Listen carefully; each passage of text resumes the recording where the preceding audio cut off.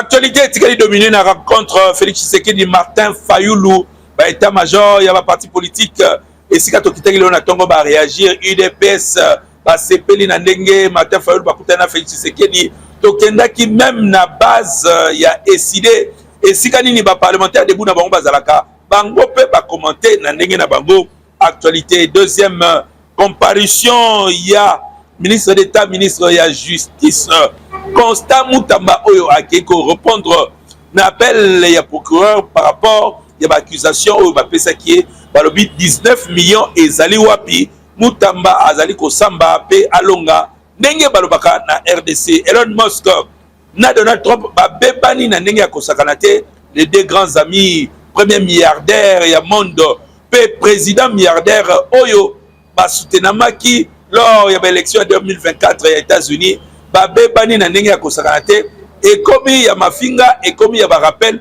oh yo soki ngala zala kité mais l'obime qui président de la République té yo peso ko meki côté na yo na kokata ba contrat nyoso na Maison Blanche ndenge balobaka mokonzi azaka na muninga te.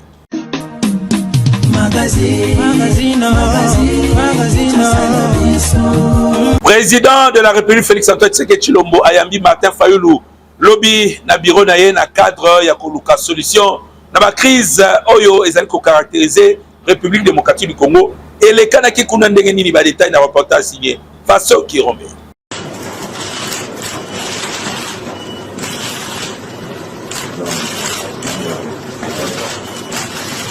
Accompagné na ba membre ya SID et ya Lamuka Martin Fayulu Madidi akutani na chef de l'État Félix Antoine Tshisekedi Tshilombo na 16h40 ne akomaki kuna plus de 2 heures du temps oyo bazwaki ya masolo na bango.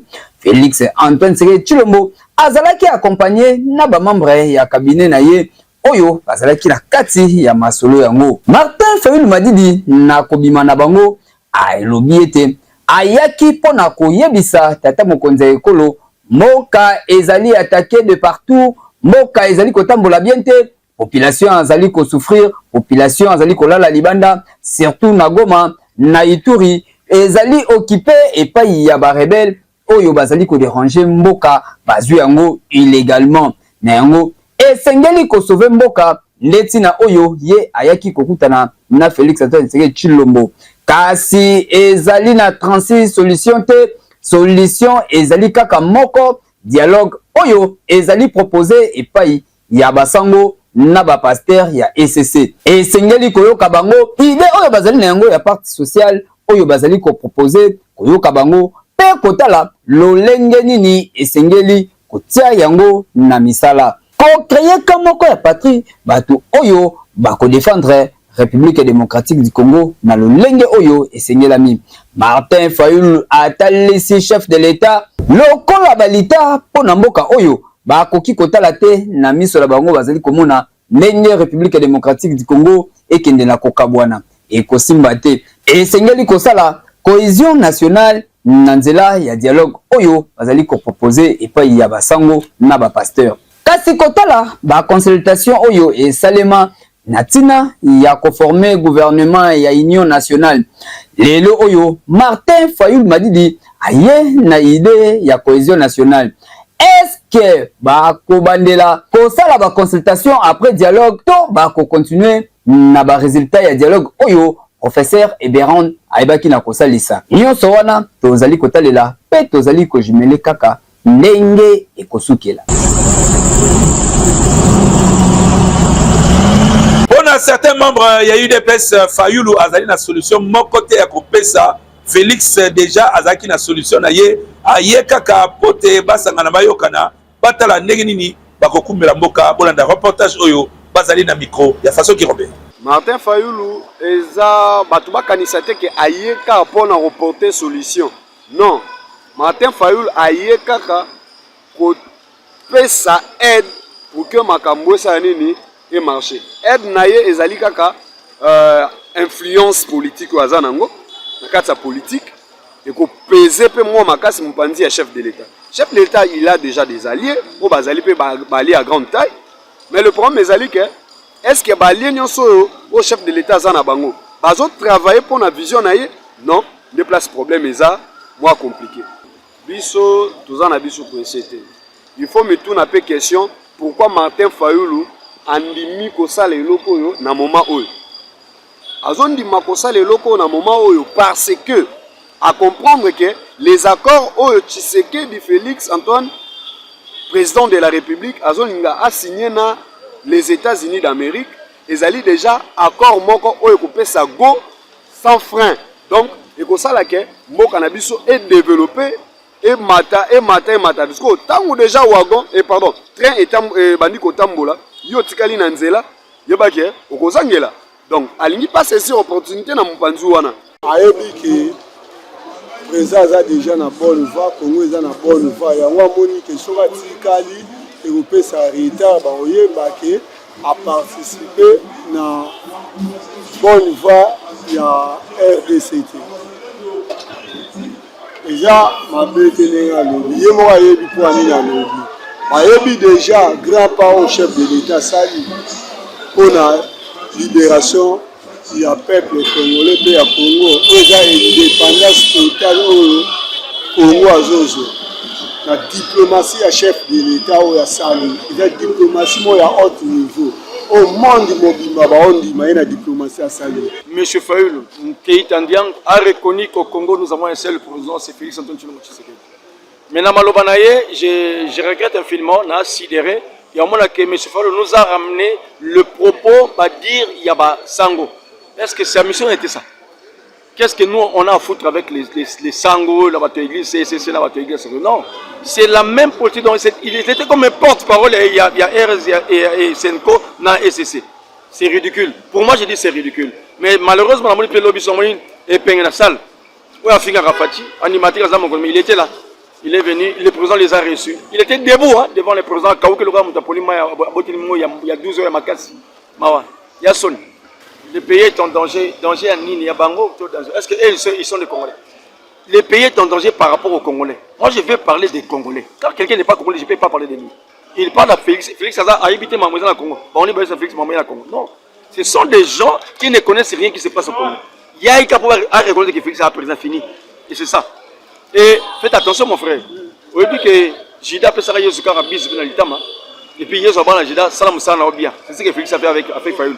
Viens, fais bien ton travail parce que tu es Judas. On a décidé que Félix Tshisekedi azaki sous la solution. Yangwana aluki Fayulu ba solo la. Fayulu a memeli message te. Ba ye ba bongo kokuta lisusu na batu ya SCC P5 pour baluka solution. Na makambo za koleka na mboka. Président Martin Fayulu, président véritablement élu par le peuple congolais. Lobi bakutanaki na ndeko Antoine Tshisekedi Tshilombo na palais de la nation. Bakutanaki pona intérêt privé te. Bakutanaki pona intérêt national. Pona makambo ya cohésion nationale parce que tous les deux provinces na biso Sud Kivu na Nord Kivu eza l'occupation ya ba M23 na AFC ya Nanga. Na politique tozalaka baennemi te, na politique tozalaka adversaire politique. Président Martin Fayulu batravailla na Tshisekedi na IDPS ya papa. Sont des collègues, sont des frères, no same pe église moko. So bakutani basolo na bieza wapi. Bakena kutana te ke azwa mbongo bia pesa ba ministère te. Population faut retenir que Congo ezaka Kinshasa te. Congo eza tous les 26 provinces. Mais dans deux provinces, ils ont une occupation, il y a M23, armée étrangère. Président Kenago Koudana Félix, pour fan, autour d'une même table, tous ont solution pour la République. Président Félix Ayoki a répondu à une délégation ici dans la Mougana Mokondamoga Martin Fayulu. Na kosa le plus vite que possible na bengisa basango na yoka bango pour que to convoquer table ronde. C'est-à-dire à d'accord. Maloba wana eza malobe wuti na mnogo ya président Félix. Président élu Martin Fayulu a boyi catégoriquement à que komona ndeko na ye Félix Tshisekedi ba solola pour que les Congolais ba sangana. Pour que les Congolais ba sangana to songisa Congo en rail et songa ndenge ezalaki. Et kabwana te to za diviser te lokola lelo.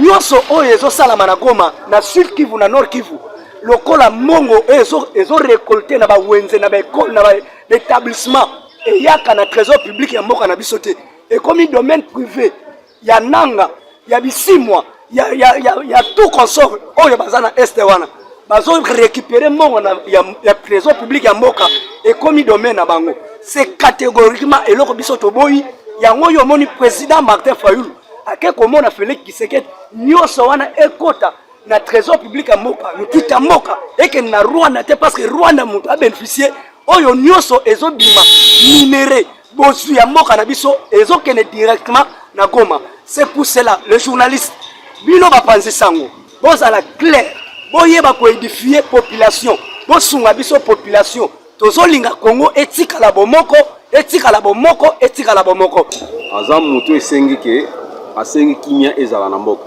le bato mibale ntango bayokani te mutu amisatu ayaka po asangisa bandeko tozwa kimia donc aza porte parole te aza mwana mboka fabundela etandi ya mabele na ye bakoko batikela biso Tanbe News tozalaki lelo na Parlement debout ya bandeko ya SID esika nini ba commenter actualité ya rencontre entre Félix Tshisekedi na Martin Fayulu na ndenge na bako ta Congo non voilà ebisa ki ebe na va kende na banza ke bino bayoka français ko leka ngai na mo le tobela jamais bozwa discours li sukula tata mo konjalo baki mo kona mosala moko lendi alors baki bien nazo ya pona faveur mon côté mais nazo ya poto tout ça la tout discuter si makambo ya intégrité territoriale ya mboka na bisoko fala zuma tambe lobi na ye matambe na ye la moko na tobela jamais peuple congolais oye fala loba kamati matambe na ye na moi na pande ya nation yango wana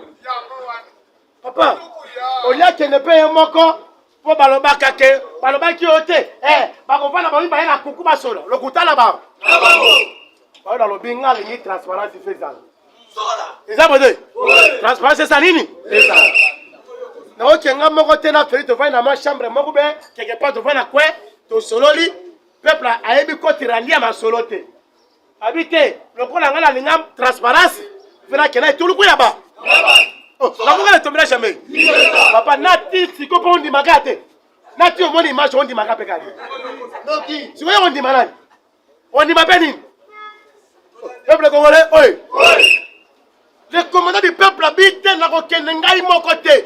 Je dois partir avec une délégation. Habité, Chantal Mobon, yo le kolo za mwasi, yaka tokena yo. Alabi presse penge. Félix Chantal akona musika, le loi mono fara fa. La mwa ne tobela jamais. Abi presse penge yaka surtout yo, yaka. Le lo Félix amona yo pena mbunzu na mbunzu. Epenga sur matambe ayaka te. Salut.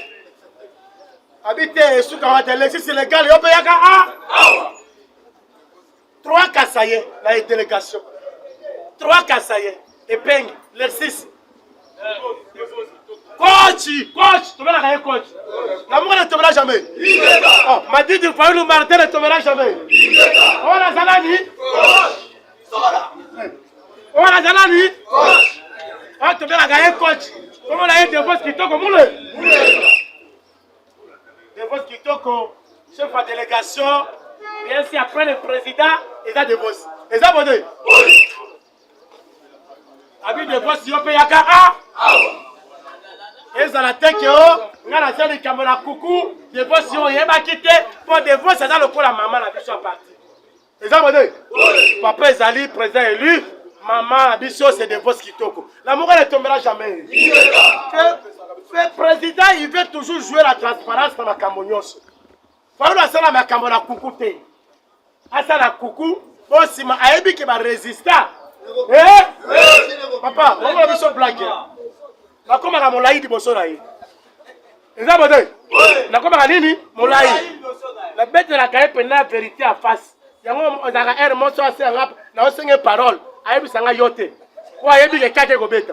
Président américain Donald Trump na collaborateur na efficace Elon Musk ba bebani et combien ko finga na ba réseaux sociaux bon na ba détail la reportage. Elon Musk, l'homme le plus riche du monde, ba bebani sérieusement na ndenge ko sakanate na Donald Trump président américain et komi ya ko finga na et komi ya ko rappeler que sangai yo li ko comme présidente pe côté mususu et komi soki omeki toko kata ba contrat nyonso aux anangona gouvernement américain. Pour la petite histoire, Elon Musk, patron, il y a Tesla, société Tekorabituka, SpaceX, société oyo esalaka bafusée pe réseau social X oyo ezalaki Twitter asoutenaki totalement campagne présidentielle il y a 2004 il y a candidat Donald Trump oyo azalaki candidat républicain face il y a démocrate Kamala Harris na la campagne nyonso l'homme d'affaires Elon Musk ayokaki sonité ya kosafficher na Donald Trump pona kosoutenir ye na ba étape nyonso pe na ba état nyonso ya Amérique tangu ba gagné élection na novembre 2024 directement ba apparition na bango mibale et commis makasi na Maison Blanche na ba manifestations extérieures ti na ba fête privée pe ba fête familiale. Donald Trump a nommé Elon Musk mbalamoko chargé ya département oyo ba bengi DOGE. DOGE ezali Department of Government Efficacy, c'est-à-dire service ya gouvernement oyo atalaka makambo ya efficacité ba créé yango la deuxième administration ya président Amérique Donald Trump pe département wana kaka ye Elon Musk na Donald Trump nde basololaki po basala yango musala yango ezalaki na défi ya ko moderniser pe ko sala que technologie ya information ya communication et fanda na administration américaine pour maximiser productivité pe efficacité pe ko réduire ba dépenses inutiles na gouvernement. Kaka Donald Trump na Elon Musk nde bayebi source ya masolo oyo ya Doge po basololaki yango kaka bango mibale. Kasi tango Elon Musk a continué na kati ya politique à comprendre que monde politique ezali na rien à voir na kosala mituka to kosala bafusée ba décision ezoumela pona kozwama corruption epai incohérence ya discours na ba acte posé epai et lesquels Elon Musk alobi atiki na ye azongela laboratoire pe misala na ye ya kosala bafusée na technologie ba bebani na Donald Trump asalaki ba dieu na ye na Maison Blanche na mai 2025 oyo kasi lobi kaka soki pe Donald Trump alamukelaki ndenge nini abandi ko chrétien ye azalaki makambo susu abandi ko tutela Elon Musk babordi tango pe Elon Musk ayoki bongo a utiliser ba réseaux sociaux na ye pona ko attaquer Trump pe ko lakisa ba faiblesse oyo bande ko caractériser Trump tango abande ko sala campagne na ye eza ya koinda na ndenge ya kosakana te mafinga mbwakela ba jeton ekei ezongi entre les vrais amis oyo basalaki deal po bakoma na tête ya États-Unis kasi politique ezui raison na mususu Donald Trump a effacé Elon Musk pembeni na ye yango balobaka mokonzi ya mboka azalaka na moninga te oyo esalami na Amérique ete ya pe ba Congolais. Oui, Vital Kamerhe, président de l'Assemblée nationale, azalaki na ouverture ya session ordinaire ya parlement ougandais et les Kanaki Nini Badeta Ibolanda na reportage oyo. Na cadre ya diplomatie parlementaire République démocratique du Congo na Ouganda, président Vital Kamerhe azali invité d'honneur ya cérémonie ya ouverture ya 5e session ordinaire ya parlement ya 11e législative ya Kampala. Invitation oyo homologue na ye ougandaise nde apesaki yango na tango oyo azalaki kuna na cadre ya 3e conférence interparlementaire ya ba président ya ba parlement ya Afrique Mobimba. Na ouverture ya cérémonie oyo, présidente ya parlement ougandais Anita Annette asali bilan ya 11e législature oyo manda na yango ekomi na suka a remercier ba député na ye natina ya mosala oyo basali. Moma fort ya cérémonie oyo ezali discours ya président Yoweri Kaguta Museveni, président ya Uganda liboso ya ba parlementaire kolandisama article 101 ya constitution na bango pe article 10 ya règlement d'ordre intérieur ya parlement ya Uganda. Oyo ezali pona koyoka discours ya président na bango une fois na année. Yoweri Kaguta Museveni alobeli mingi matali économie ndenge emati PIB na bango emati na 100% pe makambo ebele ya lolenge na lolenge oyo président ya Uganda alobi surtout échange entre ba pays ya sous-région ezalaki na point oyo président Yoweri Kaguta alobelaki ezalaki pe occasion pour na président Yoweri Kaguta Museveni ya ko-insister na tina ya ko renforcer coopération régionale liboso ya ba défi sécuritaire oyo ezali surtout na kati ya Est République démocratique du Congo oyo eumeli na maloba na ye président Vital Kamerhe tangu bapesi parole alobi situation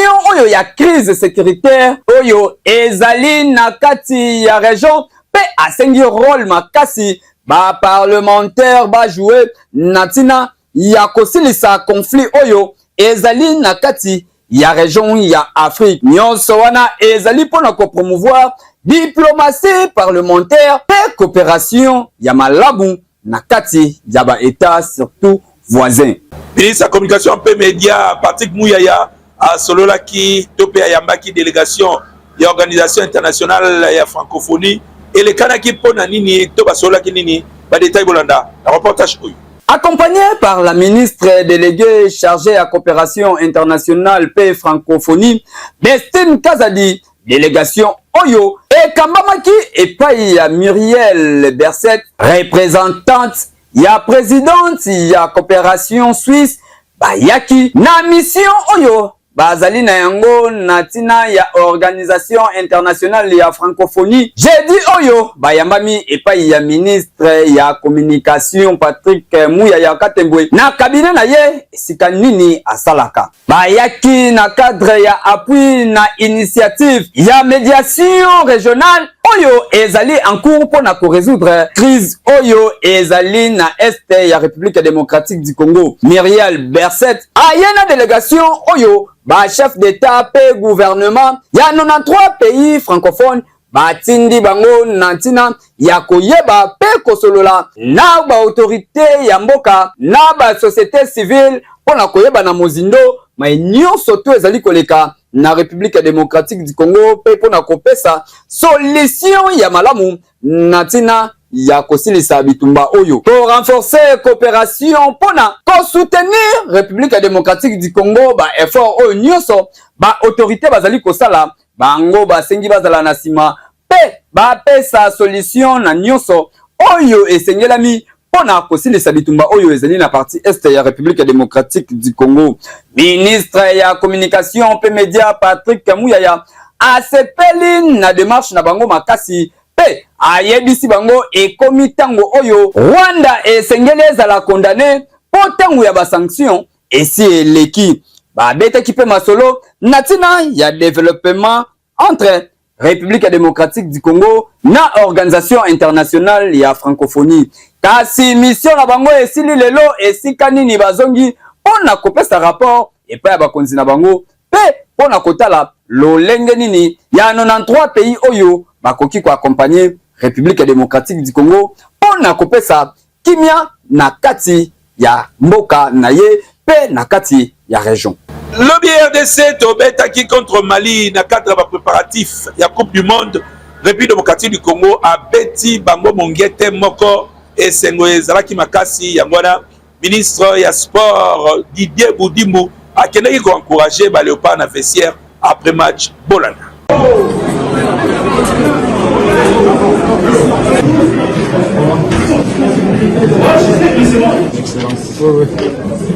Bon, déjà comme je vous ai dit, félicitations. Accueille le ministre et monsieur l'ambassadeur qui est votre soutien pour votre présence. Et puis je vous laisse la parole pour dire un mot. D'abord, félicitations. Et je pense que le pays, nous tous sommes très contents.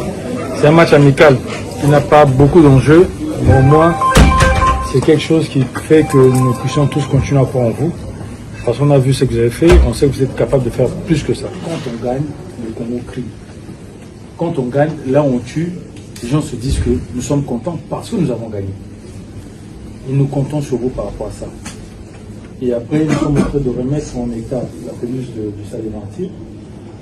Il y aura une bonne pelouse hybride qui va vous permettre encore de mieux vous exprimer au mois de septembre quand on va recevoir le Sénégal. Et j'espère qu'on va leur donner une bonne raclée. Parce que moi, je me projette déjà dans ça. On se projette dans le mondial, on se projette par rapport à la CAN.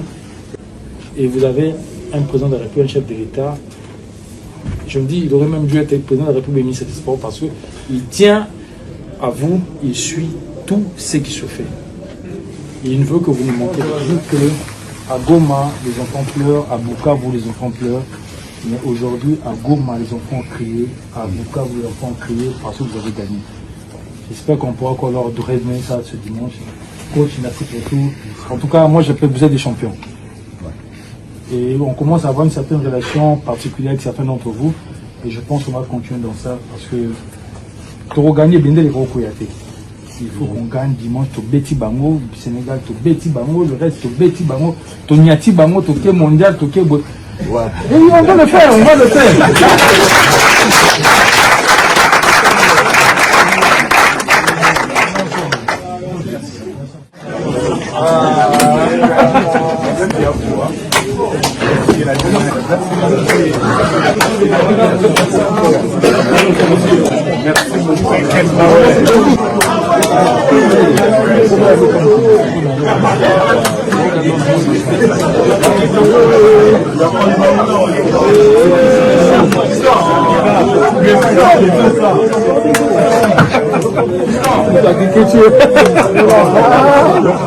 Non, aujourd'hui c'est ça.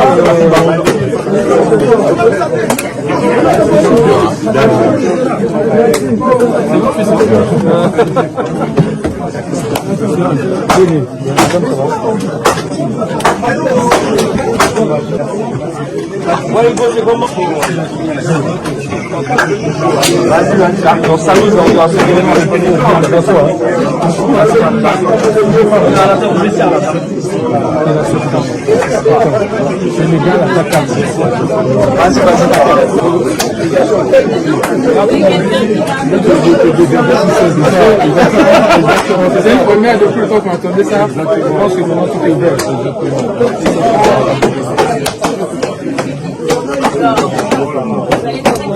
Magnifique, hein? Beltexco, Mosungi, il y a peuple ayeli ba Congolais dentifrice Maxam.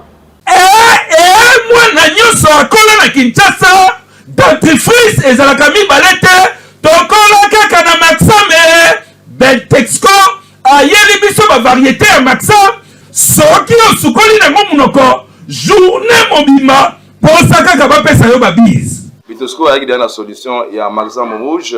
Oui, vous allez komona awa oko brosser na yango kitoko makasi. Maxam bleu pour être fraîcheur. Si on brosser la mona tongo et zo batela monoko na yo tipo quoi. Poti kamakala pona kolambela. Maxam à la brette et dans na likala na kati. Fraîcheur oyo dentifrice Maxam azali kochana monoko ya Congolais. Kimamba bubwaka dentifrice salitosa nango somba ba Maxam minu ya bana ezala protéger. Ah Beltexco merci. Pona Maxam solo kitoko ya libela na munoko. Ekeya! Oui! Avec Jimmy Moukeni sans filtre, les alliés éditorial, il y a rédaction. Il y a quand même news aussi quand on analyse la actualité. Pour que Nicolas totalité nango na chaîne YouTube avec Jimmy Moukeni. Pe bobo sanate bo s'abonner na ba page Facebook, pe TikTok na biso avec Jimmy Moukeni.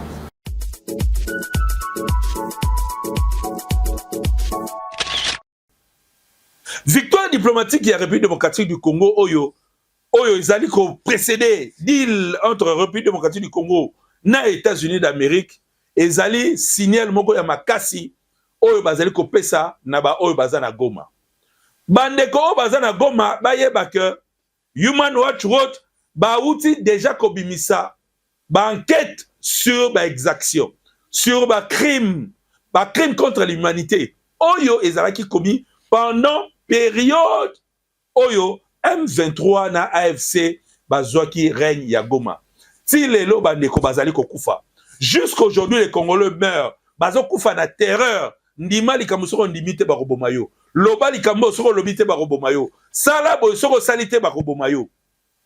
Et lokola sérir na likolo ya gâteau tomoni ancien président de la République, sénateur à vie akeko siéger kuna ko fanda pe kolobake azo sa la consultation.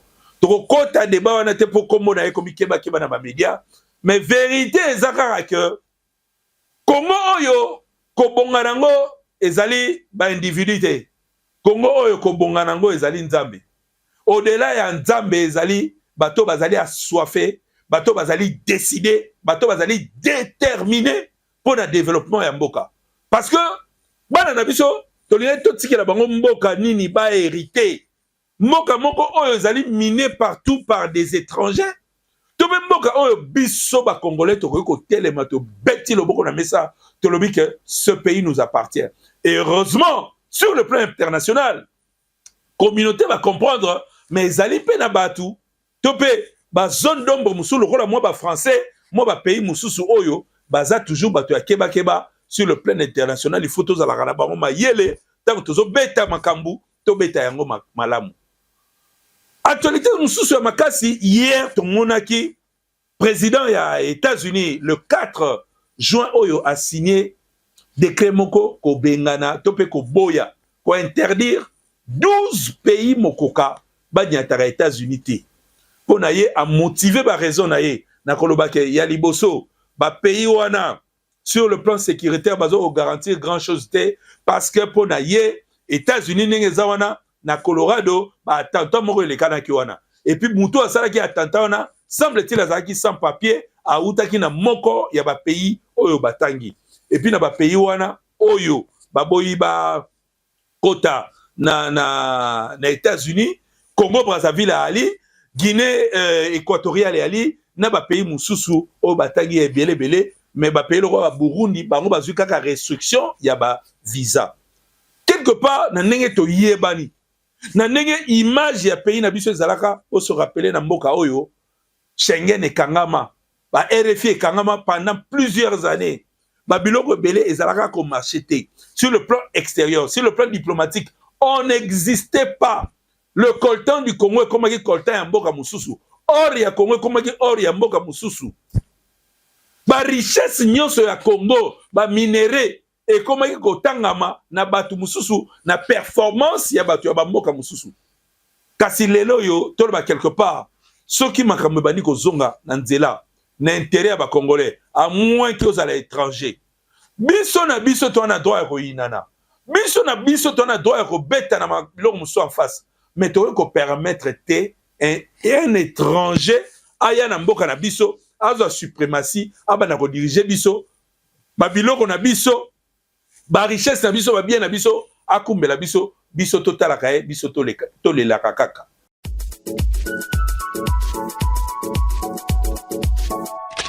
Comme la souka édition lelo nazaki na plaisir ya ko présenter bino yango merci pour la fidélité na Kanbe News bozali ko continuer ko encourager musala tozali ko sala biso to ko sala bino musala tina souka ndenge zalaka toujours avec impact de idéologie neto monani lobby avec le même plaisir. Magazine